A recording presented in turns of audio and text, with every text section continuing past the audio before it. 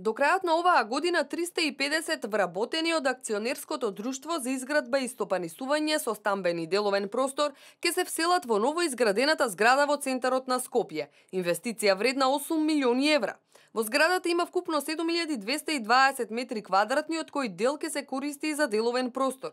Лидерот на ВМРО ДПМН Никола Груевски денеска беше во посета на објектот, а директорот Цветко Грозданов го информираше дека зградата е енергетски ефикасна. Има приземје, 6 ката и подкоровје. Ќе биде прв ваков објект за ПУИК и од огромно значење за вработените во предпријатието.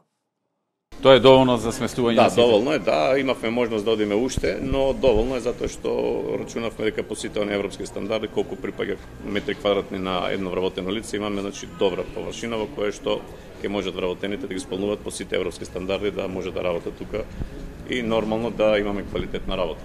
Кога ќе биде готов објектот? Објектот ќе биде готов до некаде крајот на оваа година. Во однос на останатите проекти на акционерското друштво, Грозданов информираше дека со изградбата на згради за комерцијална употреба во изминатите неколку години значително се придонело за намалување на цената за метар квадратен во градот Скопје. Од 2007 до сега пак доделени се 1100 стана на социјално загрозени семејства, а 10% од изградба на комерцијалните станови се доделуваат на деца без родители, откако по 18-та година ќе излезат од установите кај што биле сместени. За изградбата на катните гаражи Грозданов истакна дека значително се решил проблемот во градот за паркинг место, а наскоро катна гаража ќе се гради и во Охрид.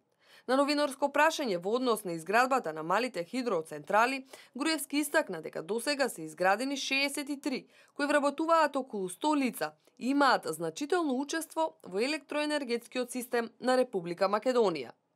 Вкупно 63 плюс 17, тоа се 80 хидроелектрани, 63 веќе изградени, 17 во тек на градба или во тек на подготовки за градба. Можам да кажам дека овие досега изградените, кои што се пуштени во употреба, веќе вработуваат околу 100 лица.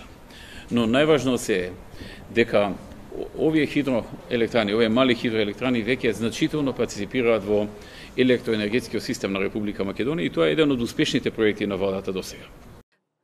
Во изградбата на малите хидроцентрали досега се инвестирани 120 милиони евра.